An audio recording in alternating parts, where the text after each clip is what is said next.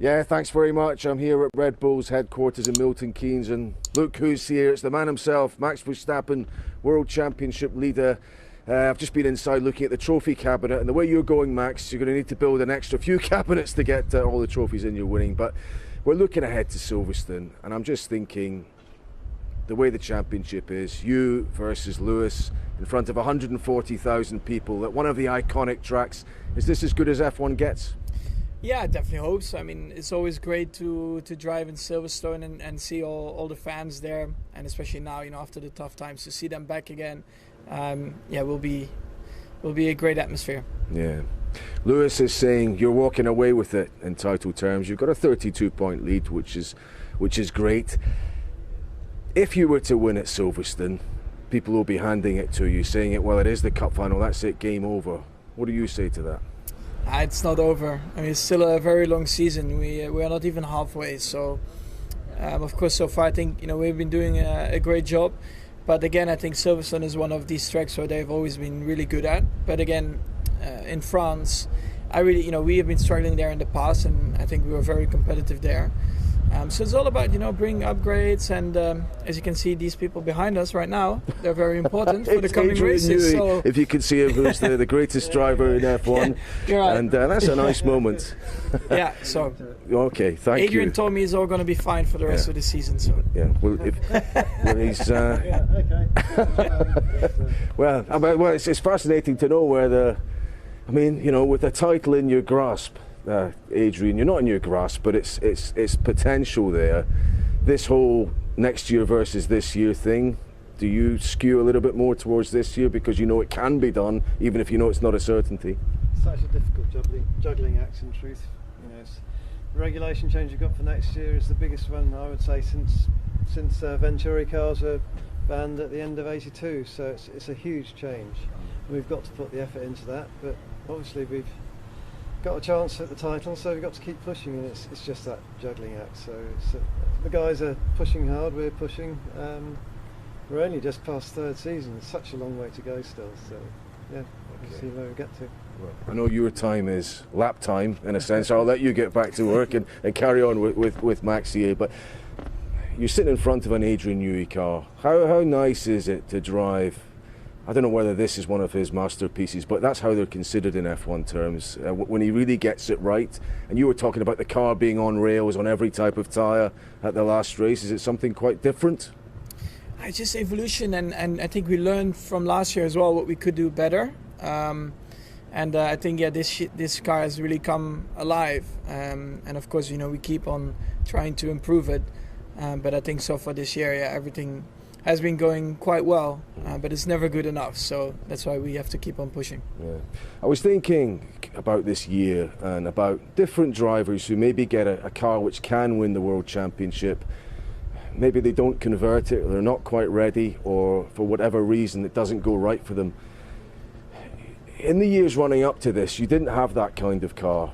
We'll see if you do this year, but had you been trying to prepare yourself mentally, waiting for the moment when you did get the chance so that you would be fully ready for it, to exploit it to its very best? I mean, it's always difficult to say when are you ready. I think overall, even when you start your first year and you have a very good car, I think you're capable of winning a world championship because of the dominance of a certain car. But yeah, you will make mistakes which you maybe won't make 6 years later.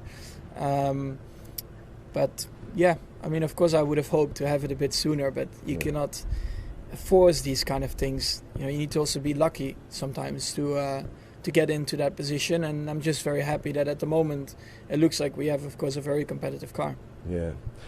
What interested me as well was you cut out and shut down very quickly things like any mind games that might have started between you and Lewis. There were a few comments flying around after the first couple of races about our Red Bull making mistakes. You very quickly and shrewdly stopped all that. Is that something you can do better now? Are you better able at handling that side of things? No, I mean, I'm just very straightforward, and I don't need these kind of things, to be involved in. I don't think it doesn't work. I mean, we're all here to race. We all know what we need to do, and that's just drive fast on the track. And after that, you go home and you enjoy your time off from Formula One. So yeah, I think it's very important to just immediately just shut that down and just focus on what we have to do. And Lewis and I think we have a lot of respect for each other, and we enjoy, of course, battling on track. Are you glad he's signed for another 2 years so that rivalry will continue? It's all going to depend, of course, on how competitive our cars are going to be. But of course, from his side, he loves Formula One, and it's good to see him continue. Yeah. I spoke to Martin and Alex Brundle about you and Joss the other day, and we talked a lot about all the stories about how Joss used to leave you at the kart track if you hadn't had a good day. How he was quite tough with you at times. Is all that experience bearing you in good stead now? Has it made you who you are? Well, I mean, nothing can be worse than what I've experienced back then. So it's all good. How bad did it get? No, it's all good. I mean, I needed it as well. Is it true he left you behind at a track? He did once, yeah. But I also made a big mistake, so it was very painful at the time to lose out on that World Championship. So I think in a way it was good for me. It made you a tougher person. Of course, now we can laugh about it. At the time it was not so funny. But I think the way my dad handled things at the time I thought was pretty tough. But now I'm actually very happy that he did, because it really prepared me well for what's happening right now. Yeah. Well, I don't know what can prepare you for what's happening right now. We both, I think, on the same day met Johan Cruyff, Dutch icon, and he told me you were going to be a bigger Dutch icon than he was. It's kind of happening now. What's it like living like that? I mean, can you go to Amsterdam or whatever around Holland and walk into a sports bar, watch the football if you want to? Can you live a normal life there? You will never live, let's say, the fully normal life, but of course if I wanted to I could walk around, but I know that I will get stopped and people will take pictures with you. But at the end of the day, you cannot just hide in your shell and never go out. You have to try and live the most normal life possible. And of course once I stop racing, then you become a bit older and people will start to forget about you, so it will naturally become better. But of course, an icon, I mean, it's always difficult to compare sports. First of all, when I started racing, was thinking about I want to become an icon. I just loved what I was doing. That was initially go-karting, and then my goal was to become a Formula One driver and try to do the best I can there. And that's what I'm doing right now. I'm just trying to enjoy it as much as I can, but also try to do the best possible job I can. And hopefully, of course, in the future, look back at something that I achieved, and of course, I can be proud of at the end. Yeah, there's nice bits too. I think you and Kevin De Bruyne were texting during the Euros. Do you feed off that a little bit? Are there great performers in different sports? Do you take anything from that? I don't really take anything off it, but I just enjoy watching him, for example, play football. It's just really impressive, and also, the vision he has in a game, and then when you can speak the same language as well, it just connects you a bit more. Okay, so just finally then, Silverstone sprint racing, an extra 3 points on offer. How hard are you going to go on that Saturday race, or what will be the thinking of the lead drivers there? I mean, we see you pushing for an extra point for fastest lap, so 3 points there if you win that. Yeah, I mean, I'm hoping, of course, to come out of that race with 29 points. Which would be not bad. That means the rich get richer in a sense, and you get further ahead. That would be great. Okay, so finally then, we've had the Euros. Football didn't come home.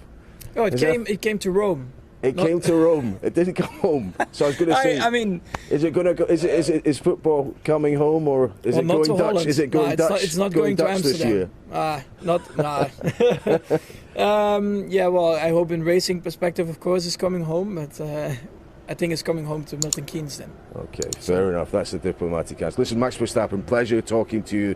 I think there's a bit of Cruyff in you, and I was thinking there was no one more graceful turning on a football pitch than the great Johan Cruyff. I don't think there's anyone more expert turning on a racetrack than Max Verstappen.